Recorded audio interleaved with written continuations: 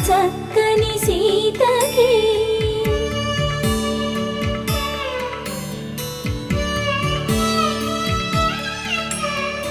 ఎర్ర జాబిలి చేయి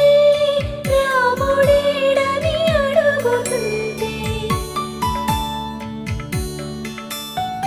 చూడలేదని పెదవి చెప్పే చెప్పలేమని కనులు చెప్పే నల్ల పూసైనా